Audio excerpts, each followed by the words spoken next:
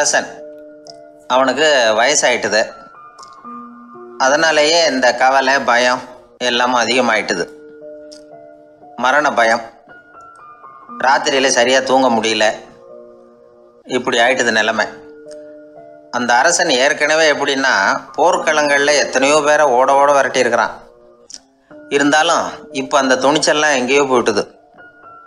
பேசாமல் படுத்துருக்கிறான். அப்படியே படுத்தாலும் தான் தூக்கம் வர மாட்டேங்குது. என்ன பண்ணலாம்னு யோசித்தான் இந்த மன்னன். உடனே எல்லா அமைச்சர்களையும் கூப்பிட்டான். எனக்கு நிம்மதி இல்லை, எதை நினச்சாலும் பயமாக இருக்குது, எனக்கு ஒரு ஆலோசனை சொல்லுங்க அப்படின்னா.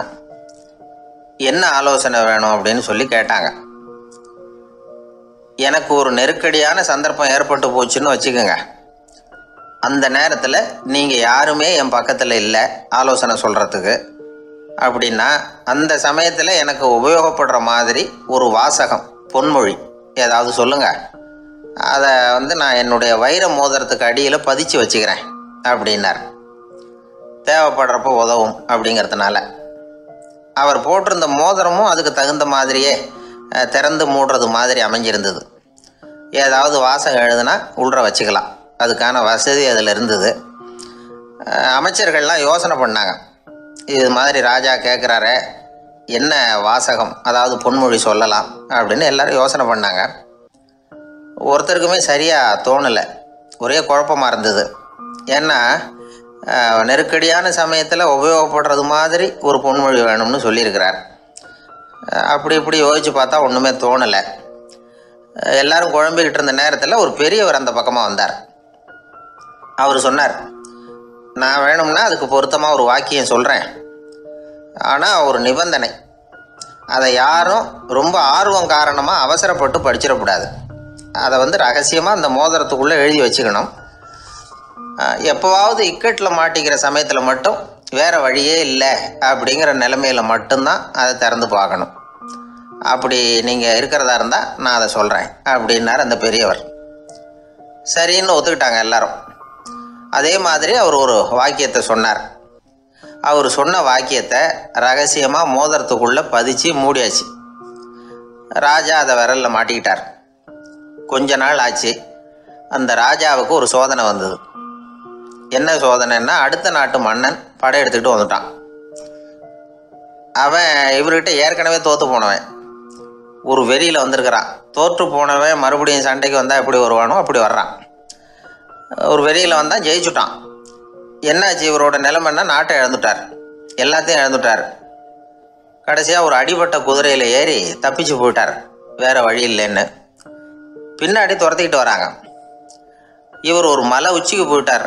அதுக்கும் அப்பால் போக முடியாது, ஏன்னா அந்த பக்கம் பயங்கர பள்ளம். உல்லாச பயணிகள் கண்டு கழிக்கிற இடம் அது. ஆனால் இவருக்கு அது சாவு பயணத்தின் வாசல், திரும்பவும் முடியாது. அவ்வளவு குறுகிய பாதை அது, வேறு வழியே இல்லை. இந்த நேரம் சூரிய ஒளி மோதிரத்தில் பட்டு மின்னிச்சு. உடனே இவருக்கு ஞாபகம் வந்தது. மோதிரத்தை திறந்து படிக்கிறார். அதில் இருந்த வாசகம், இந்த நிலையும் மாறிவிடும், this too will pass away. அவருக்கு ஒரு தைரியம் வந்தது. பின்னாடி வந்தவங்களும் திசை மாதிரி வேறு எங்கேயோ தேடி போயிட்டாங்க. அவங்க விரட்டிக்கிட்டு வரலைன்னா இவ்வளவு அழகான ஒரு இடம் இருக்கிறதே எனக்கு தெரியாமல் போயிருக்குமேன்னு நினச்சார்.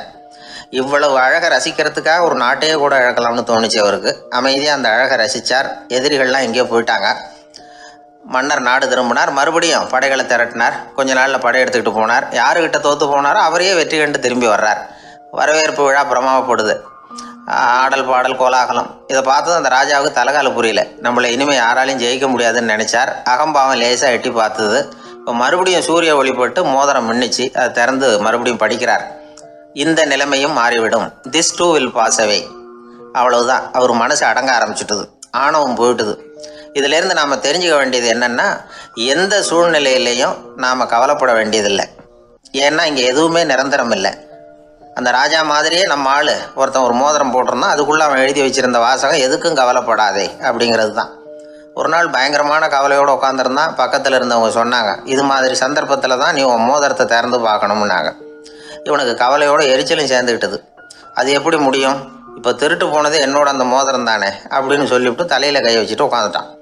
இப்படிலாம் சொல்கிறது உண்டு.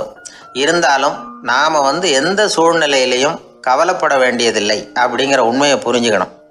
அப்படி கவலையை வெல்றதுக்கான வழி தெரிஞ்சுட்டதுன்னா வாழ்க்கையில் வெற்றி நிச்சயம். இந்த உலகத்தில் எத்தனை வகையான மனிதர்கள் இருக்கிறாங்க? ஒவ்வொரு மனிதனுமே ஒவ்வொரு வகை அப்படிங்கிறாங்க விஞ்ஞானிகள். மனிதர்களை 3 வகையாக பிரிக்கலாம் அப்படின்னு சொல்கிறாங்க மெய்ஞானிகள். இவங்களை பற்றிலாம் ஏற்கனவே நாம் பேசியிருக்கிறோம். இப்போ டாக்டர் எட்வர்டு பேட்ச் அப்படிங்கிற நிபுணர் என்ன சொல்கிறார் தெரியுமா? மனிதர்களை 7 வகையாக பிரிக்கலாம்ங்கிறார். மனிதர்களின் மனநிலை அடிப்படையில் அவங்கள 7 விதமாக வகைப்படுத்துகிறார் அவர். சரி, அது என்ன 7 வகை? முதல் வகை என்னன்னா பயந்த குணம் உள்ளவங்க. சார் ரொம்ப பயந்த சுபாவம், வீட்டில் கூட வாயை திறக்க மாட்டார், சாப்பிட போகிறப்ப மட்டும்தான் கொஞ்சம் வாயை திறப்பார், அப்புறம் மூடிக்குவார் அப்படின்னு சில பேரை பற்றி நாம் பேசிக்கிறது உண்டு. இவங்கள்லாம் இந்த வகை, அதாவது பயந்த குணம் உள்ளவர்கள் அப்படிங்கிற முதல் வகை. சரி, 2வது வகை என்னென்னா சஞ்சலப்படுகிறவர்கள், எதுக்கு எடுத்தாலும் கலக்கம், குழப்பம், இப்படியே காலம் தள்ளிட்டு இருப்பாங்க. பல பேர் பார்த்துருப்பீங்க. அவங்கெல்லாம் இந்த வகை. 3வது வகை என்னென்னா யதார்த்த உலகை மறந்து கற்பனை உலகத்திலேயே மிதக்கிறவங்க. இளைஞர்கள், கவிஞர்கள், இப்படி பல பேர் இருக்கிறாங்க. எப்போ பார்த்தாலும் கற்பனை உலகத்திலேயே மிதந்துக்கிட்டு இருப்பாங்க. கிட்டத்தில் போய் என்னங்க ஒரு மாதிரியாக இருக்கிறீங்க அப்படின்னு கேட்டு பாருங்கள், அவங்களெல்லாம் ஏதோ ஒரு அற்ப புழுவை பார்க்குறது மாதிரி அவங்கள பார்ப்பாங்க. அதுவும் அந்த வானத்து நிலாவை பாருங்கள், அது என்னை வான்னு கூப்பிடுது, எனக்கு சீக்கிரத்தில் ஒரு நாள் சிறகுகள் முளைக்கும், சிறகடித்து வானத்தில் பறந்து போவேன், அந்த செல்ல நிலாவை கொஞ்சிவிட்டு வருவேன், இப்படிலாம் பேசிகிட்டு இருப்பாங்க. கொஞ்சிறது அப்புறம் இருக்கட்டும், இப்போ கஞ்சிக்கு வழியே பாருப்பா அப்படின்னா அதை காதில் வாங்க மாட்டாங்க. நாம் ஏதோ இந்த உலகத்தை அனுபவிக்க தெரியாதவர்கள் மாதிரி நம்மளை அவங்க கவனிப்பாங்க. இப்படி ஒரு ரகம். 4வது வகை மனிதர்கள் எப்படின்னா, இவங்க தனிமை உணர்வு மிக்கவர்கள். இவங்க மற்றவங்களோட இயல்பாக நெருங்கி பழகிறதில்ல, தான் உண்டு தன்னுடைய வேலை உண்டுன்னு இருந்துட்டு போகிறவங்க. அடுத்த வீட்டில் இருக்கிறவர் யார் அப்படின்னு கேட்டால் கூட அடுத்த வீடுன்னு ஒன்று இருக்கா அப்படிங்கிறது மாதிரி நம்ம முகத்தை பார்ப்பாங்க. அவங்ககிட்ட மேற்கொண்டு நாம் என்னத்தை பேச முடியும்? இப்படி ஒரு வகை. 5வது வகை மனிதர்கள் எப்படின்னா, இவங்க மற்றவங்க செல்வாக்குக்கு உட்பட மறுப்பவர்கள்.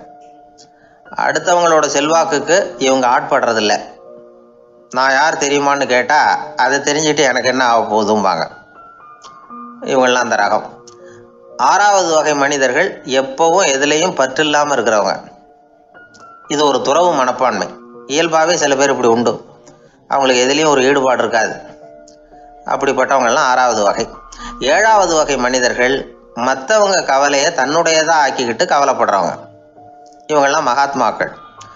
தாம் வேறு அடுத்தவங்க வேறு அப்படிங்கிற எண்ணம் இவங்களுக்கு வர்றதில்லை. அதனால் அடுத்தவங்களுக்கு ஒரு துன்பம் வந்ததுன்னா இவங்களால சும்மா இருக்க முடியறதில்லை. ஆகக்கூடி இப்படி 7 விதமான மனிதர்களை அடையாளம் காட்டுறார் அந்த நிபுணர். இதில் நாம் எந்த வகையில் வர்றோம் அப்படிங்கிறத நாம் தான் அடையாளம் கண்டுபிடிக்கணும். எனக்கு தெரிஞ்ச ஒரு மனிதர் உண்டு. அவர் ஒரு வித்தியாசமான வகை. எதையும் நடைமுறை சாத்தியமாக சிந்திக்கிறவர். எப்பவும் அடுத்தவங்களும் நல்லா இருக்கணும், நாமும் நல்லா இருக்கணும் அப்படின்னு ஆசைப்படுறவர். அவருக்கு ஒரு சமயம் திடீர்னு உடம்பு சுகம் இல்லாமல் போயிட்டுது. டாக்டர்கிட்ட போனார், பணம் கொடுத்தார், வைத்தியம் பார்த்துக்கிட்டார். அவர் எழுதி கொடுத்த மருந்து சீட்டை வாங்கினார். ஒரு மருந்து கடைக்கு போனார், பணம் கொடுத்தார், மருந்து வாங்கினார். அதை எடுத்துகிட்டு வீட்டுக்கு வந்தார். அதுக்கப்புறம் அந்த மருந்து அவர் சாப்பிட்ணும்ல, சாப்பிடவே இல்லை, அப்படியே சும்மா வச்சுட்டார். அவரை பார்த்து கேட்டேன், ஏன் சார் இப்படி பண்ணுறீங்க? வீண் செலவு தானே இது, நீங்கள் ஏன் டாக்டர்கிட்ட போய் பணம் செலவு பண்ணினீங்கன்னு கேட்டேன். அவர் சொன்னார், டாக்டர் வாழணும் இல்லையா, அதனால தான் அப்படின்னார். சரி, அப்புறம் ஏன் மருந்து வாங்கினீங்க அப்படின்னு கேட்டேன். மருந்து கடைக்காரர் வாழணும் இல்லையா, அதனால தான் அப்படின்னார். சரி, அப்புறம் ஏன் வாங்கின மருந்து சாப்பிடாம வச்சுட்டீங்க அப்படின்னதுக்கு, நான் வாழணும் இல்லையா அதனால தான் அப்படின்னார். இவர் வாழ்க்கையை புரிஞ்சுக்கிட்டவர். இப்படி வாழ்க்கையை புரிந்து கொண்டு வாழ தெரிஞ்சுக்கணும். எந்த வகை மனிதர் நாம் அப்படிங்கிறத புரிஞ்சுக்கிட்டு வாழ்ந்தோம்னா வாழ்க்கையில் வெற்றி நிச்சயம்.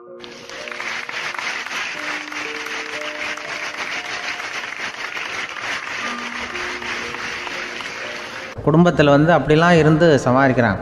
குடும்பத்தில் ஒருத்தர் அனுசரிப்பு தன்மைங்கிறது ரொம்ப அவசியம். கணவன் மனைவின்னா அனுசரித்து போகணும்னு சொல்லுவாங்க. அதாவது ஒரு கணவன் அதுக்காக தான் அந்த காலத்துலலாம் ஒரு வீட்டுக்கு மாப்பிள்ளை தேடுறதுங்கிறது ஒரு பெரிய குடும்பத்தை நிர்வகிக்கிற அளவுக்கு ஒரு கணவனாக வரக்கூடிய எப்படி இருக்கணும் அப்படின்னா, அந்த காலத்தில் புலி வேட்டைக்கு போகணும். ஒரு பொண்ணுக்கு மாப்பிள்ளை தேடுறதுன்னா நம்ம தமிழ் பழக்கம் என்னென்னா, காட்டுக்கு போய் ஒரு புலியை வேட்டையாடிட்டு வரணும். அந்த புலி பல்லு அல்லது நகத்தை கொண்டுட்டு வரணும் அந்த இளைஞன்.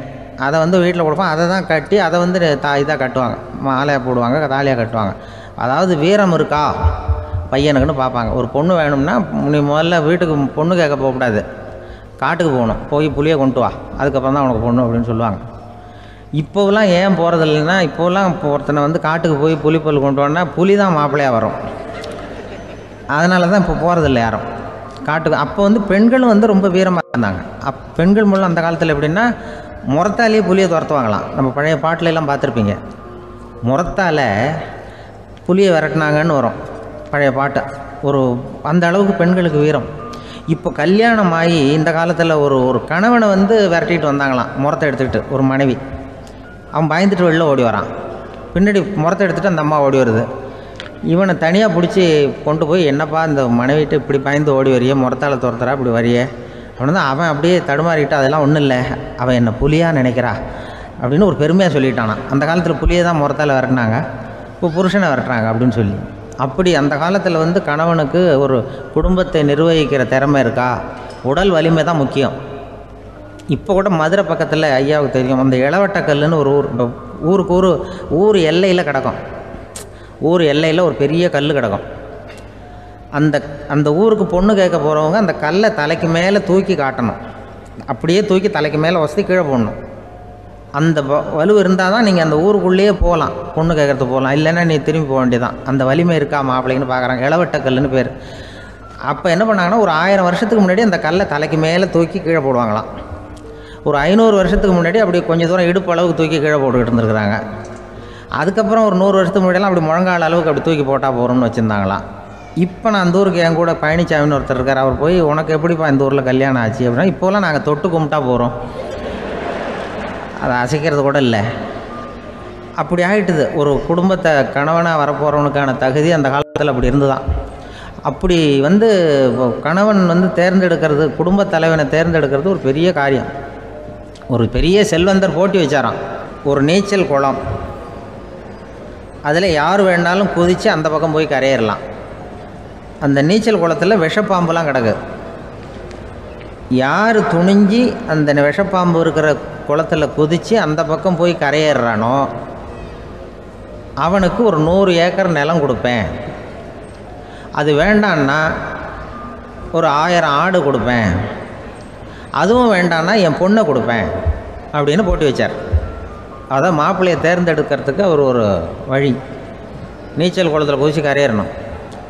இப்போ அந்த ஊரில் இருக்கிற இளைஞர்கள்லாம் வந்து பார்க்குறாங்க அந்த குளத்தில் குதிக்கணும்னு.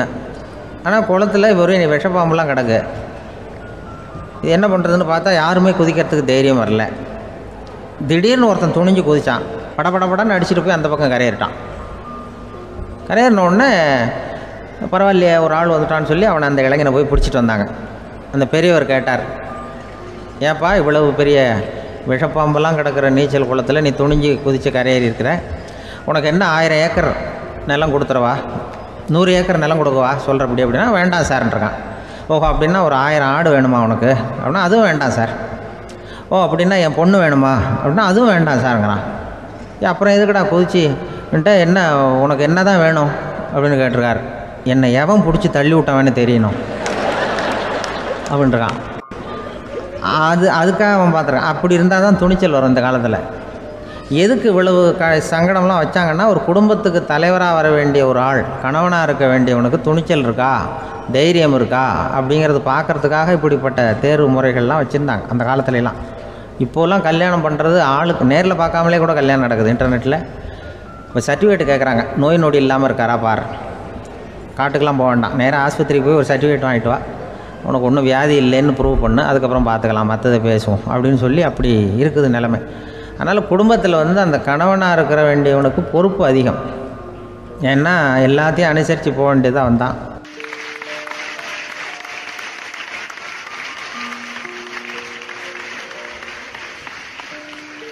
இப்போ எப்படின்னா, ஒரு 600 வருஷத்துக்கு முன்னாடி மனுஷனுக்கு இருந்த நெருக்கடி இருக்குது பாருங்கள். ஒரு 600 வருஷத்துக்கு முன்னாடி மனுஷனுக்கு எவ்வளோ நெருக்கடி இருந்ததோ அதுபோல் 40 பங்கு இப்போ அதிகமாகிட்டு தான் கண்டுபிடிச்சி சொல்லியிருக்கிறாங்க. அவ்வளவு நெருக்கடிக்கு மத்தியில் நாம் வாழ்ந்துக்கிட்டு இருக்கிறோம். ஒரு 600 வருஷத்துக்கு முன்னாடி என் தலையில் 1 கிலோ வச்சுக்கிட்டு நின்னேன்னு வைங்க, இப்போ 40 கிலோ வச்சுக்கிட்டு நிற்கிறேன். அப்படி ஒவ்வொரு மனுஷனுக்கும் வாழ்க்கையில் நெருக்கடி அதிகமாக போச்சு. இப்போ இந்த நெருக்கடியில் முன்னாடிலாம் யாரோ ஒருத்தர் தான் தியானம் பண்ணுவாங்க. தியானம்னா ஒருத்தர் 2 பேர் காட்டுக்கு போய் தியானம் பண்ணிகிட்டு இருப்பாங்க 600 வருஷத்துக்கு முன்னாடி. இப்போ வீட்டுக்கு வீடு தியானம் நடக்குது. ஏன்னா அந்தளவுக்கு வாழ்க்கையில் ஒரு நிம்மதி வேணும் அப்படின்னு சொல்லி பண்ணிட்டாங்க. அதுக்கு தான் இயற்கை கொடுத்துருக்கிற ஒரு இயற்கையான வைத்தியம் தான் சிரிப்புங்கிறது. இதை பற்றி பெரியவங்கள்லாம் இப்போ ஆராய்ச்சி பண்ணிகிட்டு இருக்கிறாங்க. சிரிப்புங்கிறது நாம் பிறந்து ஒரு 6 மாதத்தில் தான் முதல் தடவையாக விவரமாக சிரிக்க ஆரம்பிக்கிறோமா. நம்ம பிறந்து 6 மாதத்துக்கு, அதாவது முதல் தடவை சிரிக்க ஆரம்பிக்கிறது ஒரு 6ஆவது வாரம், 1.5 மாதத்தில் தான் குழந்தை வந்து விவரமாக சிரிக்க ஆரம்பிக்குது. அப்புறம் அப்படியே சிரிக்க ஆரம்பிக்கிறோமா. அதெல்லாம் இப்போ கணக்கு எடுத்துருக்குறாங்க. ஒரு குழந்தை ஒரு நாளைக்கு 200 தடவை சிரிக்குதான் ஒரு குழந்தை. பெரியவங்கள்லாம் 15 தடவை சிரிக்கிறாங்களாம். 200 தடவை சிரிச்சுக்கிட்டு இருந்த நாம் அப்படியே குறைஞ்சி 15 ஆகிட்டு. அதனால தான் இருதய நோயெல்லாம் வருது, ஹார்ட் அட்டாக்லாம் வருதுன்னு கண்டுபிடிச்சிருக்கிறாங்க. 200 சிரிப்புக்கு வந்து அது வந்து இயல்புத்தன்மை, மனுஷனுடைய இயல்புத்தன்மை சிரிக்கிறது. அதுக்கு ஜோக்கே தேவைப்படாது. ஆனால் இப்போ காலங்காலமாக நாம் என்ன போதிக்கப்பட்டு வந்திருக்கிறோம்னா, சிரிப்புங்கிறது ஒரு பாவமான செயல். ஒரு முதலாளிக்கு முன்னாடி தொழிலாளி சிரித்தா மரியாதை குறைச்சல், ஒரு கணவனுக்கு முன்னாடி மனைவி சிரித்தா மரியாதை குறைச்சல், அது மாதிரி ஒரு வாத்தியாருக்கு முன்னாடி பையன் சிரித்தா மரியாதை குறைச்சல், ஒரு ஆஃபீஸருக்கு முன்னாடி பியூனு சிரித்தா மரியாதை குறைச்சல், இப்படின்னு சொல்லி சிரிப்புங்கிறது ஏதோ மரியாதை குறைவான செயல்னு காலங்காலமாக நாம் போதிக்கப்பட்டு வந்திருக்கிறோம். இப்போ மரபு ரீதியாகவே அந்த சிரிப்பு வந்து நம்மகிட்ட சிறைப்பட்டுருக்கு தான், அடங்கி போச்சு. அந்த சிறைப்பட்டிருக்கிற சிரிப்பை வெளியில் கொண்டு வர்றதுக்கு தான் ஜோக்குன்னு ஒரு சாவியை போட வேண்டியிருக்கு. வேறு இந்த ஜோக்குக்கும் சிரிப்புக்கும் சம்மந்தம் இல்லை. அதை ஏற்கனவே இருக்கிறத வெளில கொண்டு வரதுக்கு ஒரு சாவி மாதிரி உபயோகப்படுதுன்னு இப்போ அதை பற்றி ஆராய்ச்சி பண்ணுறவங்களாம் சொல்கிறாங்க. ஏன்னா சிரிப்புக்கு ஜோக்கு தேவைப்படாது. இப்போ ஒரு குழந்தை தொட்டிலில் படுத்துருக்குன்னு வைங்களேன், குழந்தை தொட்டிலில் இருக்குது, அது முகத்துக்கிட்ட போய் ஒரு கிளுகிழுப்பை ஆட்டுங்க சிரிக்கும். அந்த கிளுகிழுப்பை சத்தமே சிரிக்க வைக்கிறதுல அதுதான் மனுஷனுடைய இயல்புத்தன்மை. அது என்ன ஜோக்காது? சத்தம். ஒரு கிளுகிழுப்பையை கொண்டு போய் குழந்தை முகத்துக்கிட்ட ஆட்டினா சிரிக்குதே, அதுதான் இயல்புத்தன்மை. அதே கிளுகிழுப்பையை ஒரு தாத்தா மூஞ்சிக்கிட்ட ஆட்டுங்க கோவம் வந்துடும், அடிக்க வருவார். என்னடா விளையாட்டு இது அப்படிமாரு. ஏன்னா அவர் சிரிச்சுக்கிட்டு இருந்தவர், அப்படி இருந்தவர் ஒரு காலத்தில். ஒரு கிளுகிழுப்பைக்கு சிரித்தவர் ஒரு காலத்தில் இப்போ கோவப்படுறாருன்னா அந்த அளவுக்கு நம்ம மாறி போயிட்டே வந்துக்கிட்டு இருக்கிறோம். அதனால் வந்து அந்த இயல்புத்தன்மை மாறாமல் இருக்கணுங்கிறது ரொம்ப முக்கியம். அதுக்காக எல்லோரையும் குழந்தையாக்க முடியாது. மனுஷன் வந்து எல்லோரும் இனிமேல் வந்து வயசுங்கிறது கூட ஆகிட்டே தான் இருக்கும், அதுக்காக குறைச்சிக்கிட்டே போக முடியாது. அதுக்கு யாராவது மருந்து கண்டுபிடிச்சா தான் உண்டு. ஆனால் ஒருத்தர் மருந்து கண்டுபிடிச்சாராம், சொல்லுவாங்க. ஒரு டாக்டர் வந்து ஒரு மாத்திரை கண்டுபிடிச்சாராம். ஒரு மாத்திரை சாப்பிட்டா ஒரு வயசு குறையும், ஒரு மாத்திரை சாப்பிட்டா ஒரு வயசு குறையும் அப்படின்னு ஒரு மாத்திரையை கண்டுபிடிச்சிருக்காரு. ஒரு பாட்டி அம்மா, 90 வயசு பாட்டி, அது போயிருக்கு. அதே டாக்டர்கிட்ட போய், ஐயா எனக்கு ஒரு பாட்டில் மாத்திரை கொடுங்க, இந்த வயசு குறையிற மாத்திரை அப்படின்றது. அவர் ஒரு பாட்டில் கொடுத்தார் மாத்திரை. பாரும்மா பாட்டியம்மா, ஒரு மாத்திரை சாப்பிட்டா ஒரு வயசு குறையும், எடுத்துகிட்டு போகணும்னு கொடுத்துருக்காரு டாக்டர். இந்த 90 வயசு பாட்டி எடுத்துகிட்டு வீட்டுக்கு வந்துட்டு மறுநாள் அதே டாக்டர்கிட்ட போயிருக்கு. 30 வயசு பொண்ணாக போச்சான். 30 வயசு பொண்ணாக மாறி அதே டாக்டர்கிட்ட போயிருக்கு. இடுப்பில் ஒரு கை குழந்தை, அது சட்டை கிட்ட போடாமல் கட்டவரில் வாயில் வச்சுட்டு உட்காந்துருக்கு. நேராக டாக்டர்கிட்ட போய், டாக்டர் நேற்று வந்தேன், ஏதோ ஒரு மாத்திரை சாப்பிட்டா ஒரு வயசு குறையுன்னீங்க, நான் ஏதோ ஒரு ஆர்வத்தில் ஒரு 30-40 மாத்திரை சாப்பிட்டேன், இப்படி ஆகிட்டேன் அப்படின்னு. இப்போ டாக்டர் சொல்லியிருக்காரு, இதுக்கு ஏமா வருத்தப்படுற, எல்லோரும் வந்து வயசு குறையணும்னு தான் நினைக்கிறாங்க, உனக்கு வயசு குறைஞ்சிட்டுது, நீ சந்தோஷப்படு, இதுக்கே மறுபடியும் என்னிட்ட வந்திருக்கிற அப்படின்னாரான் டாக்டர்.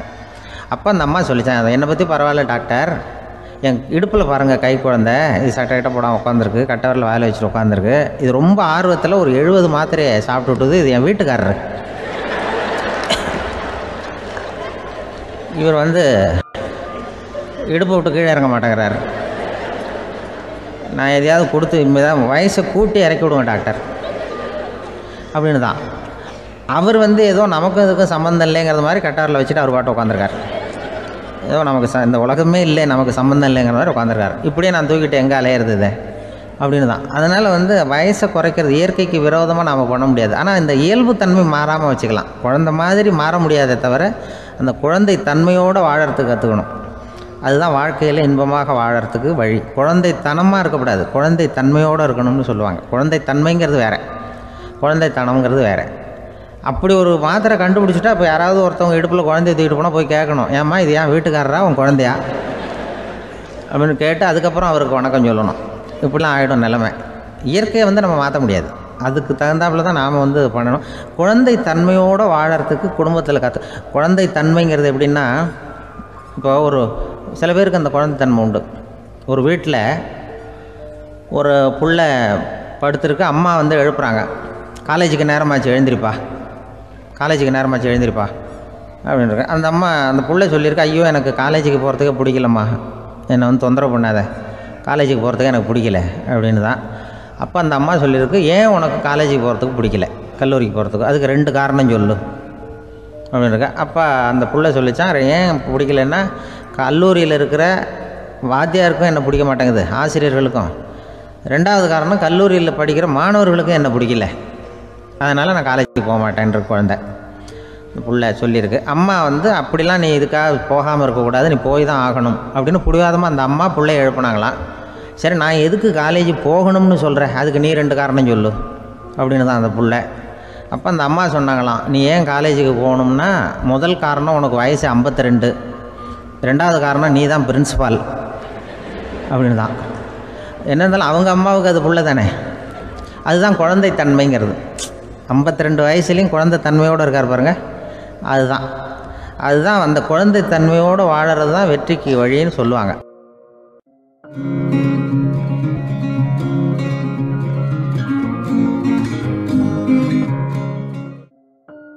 ரொம்ப பேருக்கு கூட்டத்தில் பேசுறதுன்னா பயம், நமக்கு ஒன்றும் தெரியாதுன்னு மற்றவங்க நினச்சிடக்கூடாதுங்கிற எண்ணம் தான் இதுக்கு காரணம்.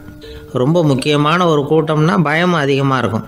முக்கியமானவங்கள்லாம் வருவாங்களே, அவங்களாம் நம்மளை பற்றி மட்டமாக நினச்சிருவாங்களே அப்படிங்கிற பயம் வந்துடும். ஆனால் மேடை பேச்சுங்கிறது அவ்வளவு கடினமான ஒரு காரியம் இல்லைங்கிறாங்க அது சம்பந்தமான நிபுணர்கள். யாரும் பேச்சாளர் ஆகலாம், இது ஒன்றும் பெரிய கிஃப்ட்டு கிடையாது அப்படின்னு அவங்க சொல்கிறாங்க. நீங்கள் ஒரு சிறந்த பேச்சாளர் ஆகணுமா அப்படின்னா அதுக்குன்னு சில ஆலோசனைகளை சொல்லி வச்சுருக்கிறாங்க அனுபவசாலிகள். முதல் ஆலோசனை என்னென்னா, உங்கள் பேச்சு வந்து எளிமையாக இருக்கணும். ஏதாவது ஒரு கருத்து அல்லது 2 கருத்து சொன்னால் போதும், 20 அல்லது 30 கருத்துக்களை சொல்லிகிட்டே போகக்கூடாது. 2வது ஆலோசனை, நீங்கள் என்ன பேச போகிறீங்கிறது முதல்ல உங்களுக்கு நல்லா புரியணும், அதுக்கப்புறம் தான் அதை அடுத்தவங்களுக்கு புரிய வைக்க முடியும். எப்படி ஆரம்பிக்க போகிறோம், எந்த கருத்தை முக்கியமாக வலியுறுத்த போகிறோம், எப்படி முடிக்க போகிறோம் அப்படிங்கிறத முதல்ல நல்லா சிந்தித்து மனசில் வச்சுக்கணும். கடைசியாக என்ன சொல்கிறீங்களோ அதுதான் கேட்குறவங்க மனசில் நிற்கும். 3வது ஆலோசனை என்னென்னா, உங்கள் பேச்சு சுருக்கமாக இருக்கணும். ஒரு 15 நிமிஷம் பேசுகிறது ரொம்ப பொருத்தம், மணிக்கணக்கில் பேசிக்கிட்டு இருக்கிறது நல்லதில்லை. 4வது ஆலோசனை, நீங்கள் பேசுகிறது உண்மையாக இருக்கணும். உங்களுக்கு உண்மையான அனுபவங்கள் இருக்கும், அதை சொல்லலாம். உங்களுடைய உண்மையான அனுபவங்களை மற்றவங்களோட பகிர்ந்துக்கணும், அதுதான் முக்கியம். 5வது ஆலோசனை, ஆரம்பத்தில் கொஞ்சம் நேரம் உங்களை பற்றியும் எதிரில் உள்ளவங்களை பற்றியும் சம்மந்தப்படுத்தி ஏதாவது பேசி ஒரு நெருக்கத்தை ஏற்படுத்திக்கணும். ஒவ்வொருத்தரும் இப்போ இவர் பேச போகிறது நம்ம சம்மந்தப்பட்டது அப்படின்னு நினைக்க ஆரம்பிச்சிருவாங்கல்ல, அதுக்கப்புறம் அவங்க கேட்க தயாராகிட்டாங்கன்னு அர்த்தம். எதிரில் உட்காந்துருக்கிற கூட்டத்திலேருந்து 3 பேரை தேர்ந்தெடுங்க. அதாவது வலது பக்கம் ஒருத்தர், நடுவில் ஒருத்தர், இடது பக்கம் ஒருத்தர். அதாவது உங்களை வந்து ரொம்ப கனிவாகவும் ஆர்வமாகவும் பார்க்குறவராக பார்த்து தேர்ந்தெடுத்துங்க மனசுக்குள்ளே. நீங்கள் பேசும்பொழுது என்ன பண்ணணும்னா, இவங்களை நேருக்கு நேராக மாறி மாறி பார்த்துக்கிட்டே பேசுனீங்கன்னா நீங்கள் ஏதோ ஒட்டு மொத்த கூட்டத்தையும் பார்த்து பேசுகிறதாக ஒரு உணர்வு அது ஏற்படுத்திவிடும். 6வது ஆலோசனை என்னென்னா, சொற்பொழிவுன்னா நீங்கள் பேசணும், படிக்கக்கூடாது. எழுதி படிக்கிறது நல்லா இருக்காது. குறிப்புகள் வேணும்னா வச்சுக்கலாம். படிக்கிறது பேப்பர்லேருந்து வர்றது மாதிரி இருக்கும், பேசுகிறது இதயத்திலேருந்து வர்றது மாதிரி இருக்கும். அப்புறம் 7வது ஆலோசனை சொல்கிறாங்க, அது என்னென்னா, மேடையில் ஏறி நின்ன உடனே இயல்பாக மூச்சை இழுத்து விட்டுங்க, இயல்பு நிலைக்கு வாங்க, அதுக்கப்புறம் இயல்பாக பேச ஆரம்பிக்கலாம் அப்படிங்கிறாங்க. இவ்வளவும் வந்து பேச்சு கலையில் வல்லுநர்களாக இருக்கிறவங்க சொல்லுகிற ஆலோசனைகள். இதையெல்லாம் கடைபிடிச்சா நமக்கும் அதுக்கும் வெகு தூரம்னு நினச்சிக்கிட்டு இருந்த ஒன்று இப்போ கிட்டத்தில் நெருங்கி வந்துடும். நாம் சொல்கிறபடியெல்லாம் அது கேட்கும். ஒரு பேச்சாளர், அவருக்கு சுருக்கமாகவே பேச தெரியாது, மேடையில் ஏற்றி விட்டுவிட்டா போதும், ஆரம்பிச்சிடுவார், நிறுத்த மாட்டார், பேசிக்கிட்டே இருப்பார். ஒரு தடவை அவர் ஒரு கூட்டத்தில் ரொம்ப நேரம் பேசிக்கிட்டே இருக்கிறார். எதிரில் பொறுமை இழந்த ஒருத்தர் தன்னுடைய கை கடிகாரத்தை காட்டினார். அதை கவனித்த பேச்சாளர், மன்னிக்கணும், கை கடிகாரம் நான் கொண்டுக்கிட்டு வர மறந்துட்டேன், அதுதான் நேரம் போனதே தெரியல அப்படின்னு சொல்லியிருக்கிறார். இதுக்கு அவர் சொன்னாராம் கோபமாக, ஏய்யா கடிகாரத்தை தான் பார்க்க முடியல, மறந்துட்டேன், பக்கத்தில் மாட்டியிருக்கிற கேலண்டரையாவது பார்க்கக்கூடாதா அப்படின்னாராம்.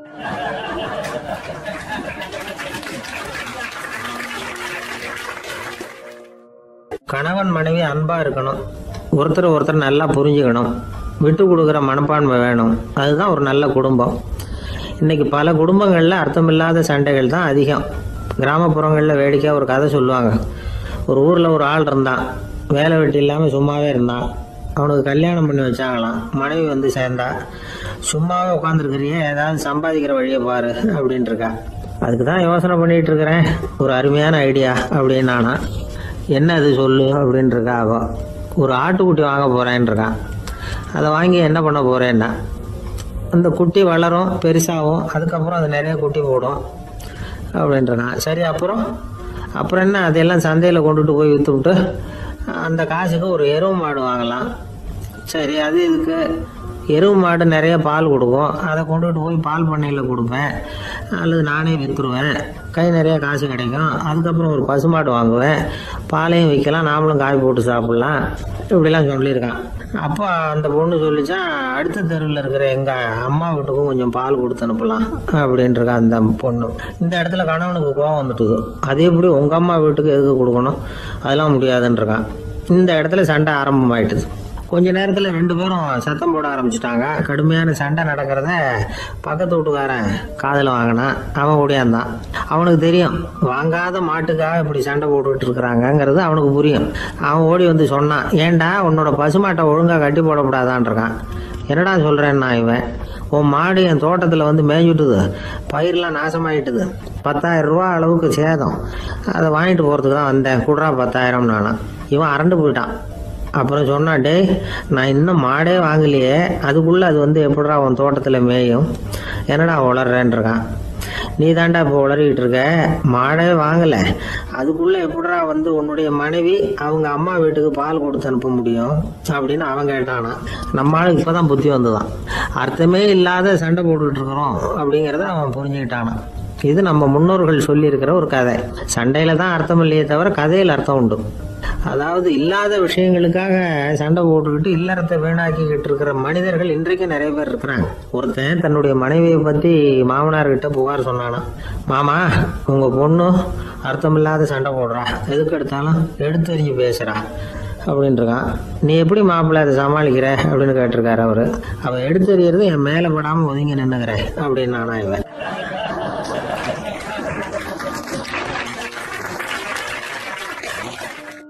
தேசத்து மேலேயும் தாய்மொழி பேர்லையும் செலுத்துற அன்புக்கு அபிமானம்னு பேர். தேசாபிமானம்னு சொல்றமே இதுதான். ஒரு கணவன் மனைவி பேர்ல காட்டுற அன்புக்கு காதல்னு பேரு, கடவுள் பேர்ல செலுத்துற அன்புக்கு பக்தின்னு பேரு. இப்படி அன்புல பல ரகம் இருக்கிறப்போ அதுல உள்ள வித்தியாசம் தெரியாம இடம் மாத்தி அன்பு காட்டினா இடைஞ்சல் தான். சரி, இந்த அன்பை பத்தி விஞ்ஞானம் என்ன சொல்லுது தெரியுமா? இதயத்தை பாதுகாக்கிறதுக்கு முக்கியமா தேவைப்படுற ஒண்ணு இந்த அன்புதான்னு சொல்லுது. நெதர்லாந்து விஞ்ஞானிகள் இதை ஆராய்ச்சி பண்ணியே கண்டுபிடிச்சிருக்கிறாங்க. கொஞ்சம் முயல் குட்டிகளை 2 பிரிவா பிரிச்சாங்க. 2 குரூப்புக்கும் கொழுப்பு அதிகமா உள்ள ஆகாரத்தையே கொடுத்துட்டு வந்தாங்க. ஆனா ஒரு குரூப்புக்கு வெறுமன ஆகாரத்தை கொடுத்ததோட சரி, இன்னொரு குரூப் முயல்களுக்கு ஆகாரம் கொடுத்ததோட நிறுத்திக்கல. அதுக்கு முன்னாடி கூண்டுகளை திறந்து விட்டு முயல்களை கொஞ்ச நேரம் எடுத்து கொஞ்சி விட்டு அதுக்கப்புறமா ஆகாரம் கொடுத்தாராம் ஆராய்ச்சியாளர். இந்த குரூப்புக்கு இதய பாதிப்பு 60% குறைச்சலா இருந்துதான். சில நோயாளிகளுக்கு ஹார்ட் அட்டாக் வந்தாலும் அதை தாங்கிக்கிட்டு குணமாகிற சக்தி அதிகமா இருக்குது. இது எப்படின்னு ஆராய்ச்சி பண்ணி பார்த்துருக்குறாங்க.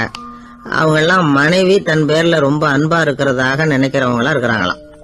இதய நோயாளிகள் பல பேரை சந்திச்சு இதய நோய் ஏற்பட என்ன காரணம்னு கேட்டிருக்கிறாங்க. அவங்க சொன்ன காரணம்லாம் சாப்பாடு சம்பந்தமா இல்லையா, மனைவி அன்பா இல்ல, இப்படிப்பட்ட காரணத்தை தான் சொல்றாங்களாம். அதனால இதயத்தை பாதுகாக்கணும்னு நினைக்கிறவங்க அடுத்தவங்க அன்பா இருக்கிறது மாதிரி பாத்துக்குங்க, அதுதான் முக்கியம். ஒருத்தர் முகம் பூரா பிளாஸ்டரி போட்டுட்டு வந்தார், ரொம்ப கோபமா.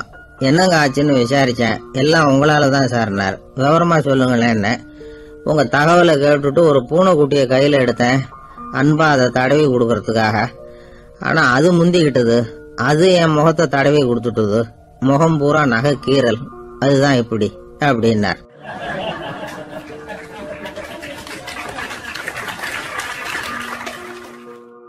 ஒரு பெரிய காடு. அந்த காட்டுக்கு மத்தியில் ஒரு ஆசிரமம். அங்கே ஒரு முனிவர் இருந்தார். பல இடங்கள்லேருந்து வர்ற குழந்தைகளுக்கு அவர் பாடம் சொல்லி கொடுத்துக்கிட்டு இருக்கிறார். ஏழை பணக்காரர் அப்படிங்கிற வித்தியாசம்லாம் கிடையாதுங்க. எல்லாரும் அவர்கிட்ட தங்கள் பிள்ளைகளை அனுப்பி வச்சாங்க. மன்னர்களுடைய பிள்ளைங்க கூட அங்கே அவர்கிட்ட தான் படிக்கிறதுக்கு வருவாங்க. ஆனால் அந்த முனிவரை பொறுத்த வரைக்கும் எல்லா பிள்ளைங்களும் ஒன்று தான். இது யார் வீட்டு பிள்ளைன்னெல்லாம் பார்க்க மாட்டார், எல்லாரும் சமம்.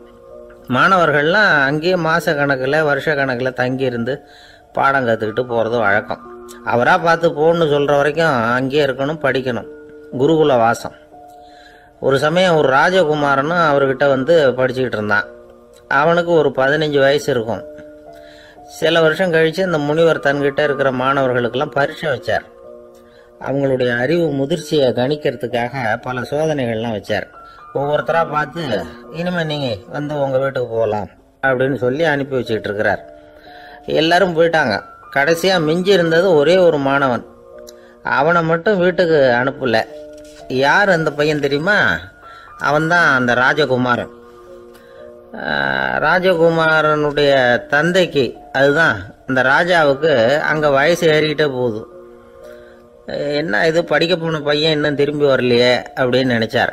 வந்துட்டா சீக்கிரமாக அவனுக்கு பட்டம் கட்டிவிட்டு நாம் விலகிக்கலாமே அப்படின்னு நினச்சாரு. கல்யாணம் வேறு பண்ணி பார்க்கணும் பையனுக்கு.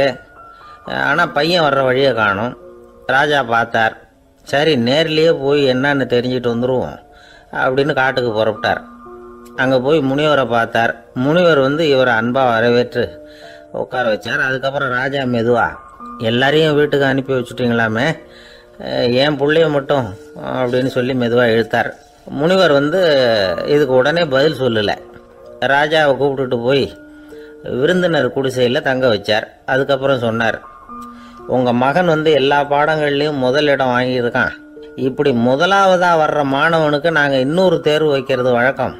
அதுலேயும் அவன் முதலாவதாக வந்துட்டான்னா அவன் ஒரு பெரிய வித்வான் அப்படிங்கிற கௌரவத்தை அடைஞ்சிருவான் அப்படின்னார். அதாவது முனிவர் அப்படி சொல்கிறார். அப்படி சொல்லிவிட்டு போயிட்டார் அவர். ராஜா அங்கேயே தங்கிட்டார். ராத்திரி படுத்து தூங்கினார். காலையில் எழுந்திரிச்சு அந்த குடிசைக்கு வெளியில் வந்தார் பல்லு விளக்கிறதுக்காக.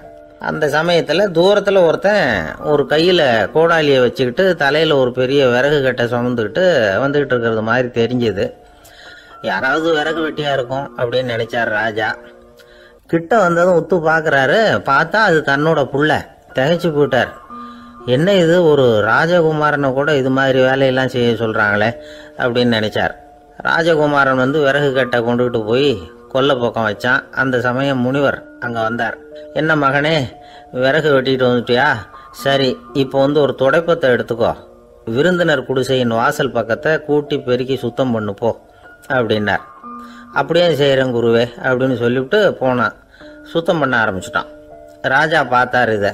உடனே ஓடியாந்தார். மகனே, என்ன காரியம் பண்ணுற? துடைப்பத்தை கீழே போடுனார். இப்போ அந்த ராஜகுமாரன் சொல்கிறான், தந்தையே, இது என்னுடைய குருதேவரோட உத்தரவு. இங்கே நான் ஒரு மாணவன். இங்கே அரசனும் ஒன்று தான், ஆண்டியும் ஒன்று தான். குருதேவர் சொல்கிறத மறுக்காமல் செய்கிறது தான் எங்கள் கடமை அப்படின்னா. இந்த சமயம் முனிவர் அங்கே வந்தார். இவனை முதுகில் தட்டி கொடுத்தார்.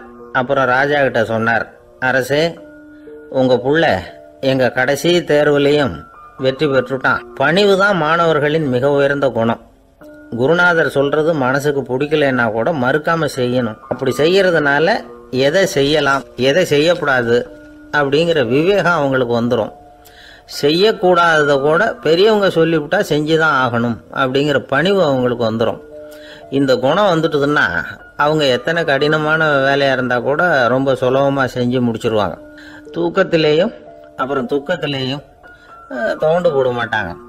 இந்த பணிவும் விவேகமும் அவங்கக்கிட்ட மன உறுதியை ஏற்படுத்தும். அந்த உறுதி உங்கள் பையனுக்கு வந்தாச்சு.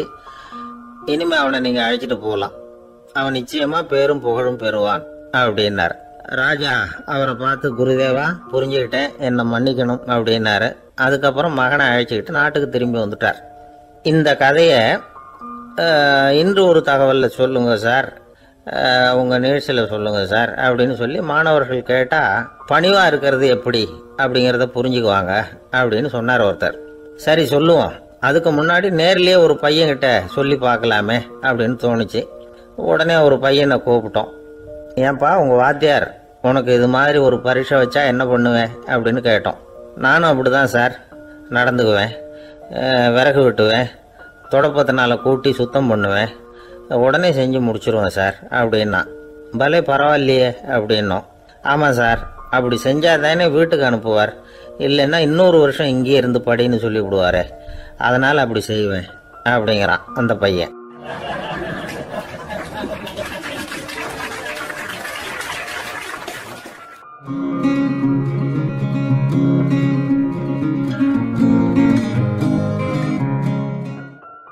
மனித நேயம்ங்கிறத பற்றி சொல்லுவாங்க. மனித நேயம் என்ன, ஒரு கணவன் கணவனாக இருக்கணும், மனைவி மனைவியாக இருக்கணும். ஒரு மனுஷன் வந்து இன்றைக்கி வந்து மனிதன் மனிதனாக இல்லை, மனித நேயம் குறைஞ்சி போச்சு, இது குடும்ப உறவுகள்லாம் ரொம்ப மாறி போச்சுன்னு சொல்ல. இப்போ நாகரிகத்தில் அப்படி தான் இருக்குது. ஒரு இதில் ஒருத்தன் என்ன பண்ணியிருக்கிறான், ஒரு சின்ன பையனை கொண்டு வந்தானா, ஒரு சின்ன பையன் பக்கத்தில் இருக்கான். ஒரு பெரியவர் கேட்டிருக்கார், யாரப்பா அந்த பையன் அப்படின்னு கேட்டிருக்கார். இவன் சொன்னான்னா, இந்த பையன் எனக்கு தூரத்து உறவு, எனக்கு தூரத்து உறவுன்னு இருக்கான். சரி, தூரத்து உறவுன்னா எப்படி அப்படின்னு கேட்டிருக்கான். இந்த பையன் எங்கள் அப்பாவுக்கு 8வது பிள்ளை அப்படின்னானா. கூட பிறந்தவனே அவ்வளோ தூரமாக போயிட்டான், 8வதாக பிறந்தான். அப்படி இருக்க குடும்ப உறவுகள்ங்கிறது. மனுஷனுக்கு வந்து வேல்யூ விஞ்ஞானம் எப்படி போட்டிருக்குன்னா, ஒரு மனித உடம்பில் இருக்கிற கால்சியத்தை மட்டும் தனியாக எடுத்தால் ஒரு சின்ன ரூமுக்கு வெள்ளை அடிக்கலாமா. ஒரு மனுஷ உடம்பில் இருக்கிற பாஸ்பரஸை மட்டும் தனியாக எடுத்தால் ஒரு 40 நெருப்பு குச்சி தயார் பண்ணலாம். ஒரு மனுஷ உடம்பில் இருக்கிற அந்த கொழுப்பு சத்தை மட்டும் தனியாக எடுத்தால் ஒரு 7 சோப்பு கட்டி தயார் பண்ணலாம். அது மாதிரி ஒரு மனுஷ உடம்பில் இருக்கிற இரும்பு சத்தை மட்டும் தனியாக எடுத்தால் ஒரு 2 அங்குல அணி 2 செய்யலாம். இவ்வளவுக்கும் விலை போட்டால் 42 ரூபா 50 காசு. இதுதான் மனுஷனுக்கு விஞ்ஞானம் போட்டிருக்கிற விலை. அது எப்போ அது ஒசரும்னா, அவன் மனுஷனாக இருக்கிற வரைக்கும் இருக்கிறப்ப. அதுவும் செத்து போனால் அதுவும் கிடையாது, செத்து போனால் அதுவும் குறைஞ்சிரும். மிருகங்களுக்கெல்லாம் அப்படி இல்லை, செத்ததுக்கு அப்புறம் விலை கூடும். அங்கெல்லாம் எல்லா ஊர்லேயும் பார்த்திங்கன்னா உயிர் கோழி 50 ரூபா, உரிச்ச கோழி 60 ரூபான்னு போட்டிருக்கோம். செத்ததுக்கப்புறம் 10 ரூபா அதிகம். மனுஷனை வந்து நீ உயிர் மனுஷன் 42 ரூபா 50 காசு, செத்ததுக்கப்புறம் 52 ரூபான்னா நீயே வச்சுக்கிடாது, எனக்கு இது கண்டு போட்டு. அவன் வந்து எப்போ அவனுக்கு வேல்யூ கூடும்னா, மனிதன் மனிதனாக வாழும்பொழுது தான் வேல்யூ கூடும். குடும்பத்தில் வந்து அந்த அந்த பாசத்தோடு வாழணும்னு கடவுள்கிட்ட கேட்டு சொன்னாங்களே, அதுதான். இந்த சமூகங்கிறதும் ஒரு பெரிய குடும்பம்தான். அதனால தான் இந்த நாட்டுக்குள்ள பெருமையை எல்லாரும் ஒற்றுமையாக இருந்தால் எதையும் சாதிக்கலாம்ங்கிறது தான் இந்த நாட்டுக்குள்ள பெருமை. அப்படி நிரூபித்தோம். அதனால் சமூகங்கிறதும் ஒரு குடும்பம் மாதிரி இருக்கிறது தான் பெருசு. இப்போ சில இதெல்லாம் இப்போ ஜாதி மத வேறுபாடெல்லாம் வந்து நம்முடைய முன்னேற்றத்தை வந்து தடுக்கும். விலங்குகள் வந்து நம்மளோட மேலானது. அதான் ஒரு ஊரில் ஒரு சிவன் கோயில் இருந்து தான். சிவன் கோயிலில் அந்த புறாவெல்லாம் வளர்ந்துக்கிட்டு இருந்திருக்கு. அந்த மாடத்தில், சிவன் கோயில் மாடத்தில் புறாவெல்லாம் குடியிருந்திருக்கு. உடனே அதுக்கு கும்பாபிஷேகம் பண்ணுறதுக்காக ஊரில் திட்டம் போட்டாங்க. சிவன் கோயிலுக்கு வெள்ளடிக்க ஆரம்பித்தாங்க. வர்ணம் பூச ஆரம்பித்ததும் அந்த அதுக்கு சாரம் கட்டுவாங்கல்ல, இந்த குச்சியெல்லாம் வச்சு சாரம் கட்டுவாங்க. உடனே இந்த புறாவெல்லாம் என்ன பண்ணிச்சா, இனிமேல் நம்ம இங்கே வெள்ளை அடிக்கிறாங்க, கும்பாபிஷேகம் வருது, நம்ம இங்கே குடியிருக்க முடியாது, எதிர்த்தாப்புல எங்கே போகலான்னு பார்த்துருக்கு. இந்த உயரம் கோபுரத்தில் இருந்த புறாவெல்லாம் எதிர்த்தாப்புல ஒரு மாதா கோயில் இருந்திருக்கு, சர்ச்சு. அங்கே சில மாடங்களில் புறாவெல்லாம் இருக்குது, சில மாடம் இருக்குது. உடனே நம்மளாம் அங்கே போய்டும் கொஞ்சம் காலத்துக்குன்னு எல்லாம் புறப்பட்டு இந்த மாதா கோயிலுக்கு போயிடுது. அங்கே போனால் அங்கே இருக்கிற புறாவோடு சேர்ந்து இதுவும் குடியிருந்துட்டுருக்கு. கொஞ்ச நாள் என்னாச்சு, அங்கே கிறிஸ்மஸ் வந்துட்டுது. கிறிஸ்மஸ் வந்ததும் சரி இங்கேயும் வெள்ளடிக்க ஆரம்பிக்கிறாங்க. நம்ம மறுபடியும் எங்கடா போகிறதுன்னு பார்த்தா, அங்கே இருக்கிற புறாவோட சேர்ந்து இதுவும் சேர்ந்து நேராக ஒரு பள்ளிவாசல் இருந்தது. எதுக்கு அங்கே இருக்கிற மாடத்தில் போய் அங்கே குடியேறிட்டுது எல்லாம். அங்கே போனால் அங்கே ரமலான் மாதம் வந்து ரம்ஜானுக்காக அதையும் புதுப்பிக்க ஆரம்பித்தாங்க. இது என்ன பண்ணுறதுன்னு சொல்லி இந்த 3 செட்டு புறாவும் சேர்ந்து என்ன பண்ணிச்சு, எங்கே போகலான்னு பார்த்தா மறுபடியும் அதுக்குள்ளே இந்த சிவன் கோயிலில் கும்பாபிஷேகம் முடிஞ்சு போச்சான். முடிஞ்சிருக்கு, அங்கே போடுவோம் எல்லாருன்னு சொல்லி எல்லா புறாவும் அந்த சிவன் கோயிலுக்கு வந்துட்டுது. அங்கே போய் மாடத்தில் குடியிருந்துட்டுது. அப்போ திடீர்னு ஒரு நாள் பார்த்தா ஒரே கலவரம் பூமியில் எல்லாம் ஒருத்தனை அருவாளை தூக்கிட்டு நிற்கிறான், குச்சி எடுத்தோம், ஒருத்தனை சுட்டுக்கிறான். ஒரே கலவரம், சத்தம், ஒரே மத கலவரம் வந்துட்டுது ஊரில். அப்போது புறாவெல்லாம் மாடத்தில் இருந்துக்கிட்டு ஒரு குஞ்சு புறா அவங்க அம்மாட்ட கேட்டு தான், இது என்ன, இந்த மனுஷனுக்கு என்ன ஆச்சு, இந்த மனுஷனுக்கு என்ன ஆச்சு, அவன் கத்தியை தூக்கிட்டு நிற்கிறானே அப்படின்னு கேட்டு தான். ஒரு குஞ்சு புறா அவங்க அம்மாட்ட கேட்டு தான், அம்மா புறா. இப்போ அம்மா அந்த புறா சொல்லித்தான், மனுஷனுக்கு இப்போ மதம் பிடிச்சிருக்கு, அதான் கத்தியை தூக்கிட்டு நிற்கிறான் அப்படின்ட்டுருக்கு. இப்போ நமக்கெல்லாம் பிடிக்கலையே அப்படின்னு தான். அப்போ அந்த புறா சொல்லிச்சான், அந்த பாருமா, நாம் வந்து இந்த சிவன் கோயிலில் இருந்தாலும் நமக்கு புறான்னு தான் பேர், இந்த மாதா கோயிலுக்கு போனாலும் நமக்கு புறான்னு தான் பேர், பள்ளிவாசலுக்கு போனாலும் நமக்கு புறான்னு தான் பேர். இந்த மனுஷன் அப்படி இல்லை. அவன் இங்கே இருக்கிற வரைக்கும் இந்துன்னு சொல்லுவான், அங்கே மாதா கோயில் இருந்தான்னா கிறிஸ்தவன்னு சொல்லுவான், பள்ளிவாசலில் இருந்தான்னா முஸ்லீம்னு சொல்லுவான். அப்போ குஞ்சு புறா அது என்ன இப்படி பண்ணுறாங்க மனுஷங்க, இப்போ அவங்கள விட நம்ம வசதி போல் இருக்க, நம்ம தேவலாம் போல் இருக்க அப்படின்னு தான் அந்த குஞ்சு புறா. அப்போ அந்த தாய் புறா சொல்லித்தான், உண்மைதான், அதனால தான் நம்ம மேலான இடத்துல இருக்கிறோம், அவன் கீழே நிற்கிறான் என்னமோ அப்படின்னு சொல்லித்தான். இதுதான் அந்த குடும்பம்ங்கிறது, சமுதாயம்ங்கிறது ஒரு பெரிய குடும்பம். அது இந்த புறாகிட்டேருந்து மனுஷன் கற்றுக்க வேண்டியிருக்கு. அப்படி இருக்குது இன்றைக்கி மனுஷனுடைய நிலைமை. அதை வந்து புரிஞ்சுக்கணும். அப்படி தான் ஒவ்வொரு இதுலேயும் நாம் வந்து நடந்து கொள்ள வேண்டியிருக்குது. மிருகங்கள்கிட்டேருந்து கற்றுக்கிற வாய்ப்பெல்லாம் இருக்குது. அப்படி சொல்லுவாங்க.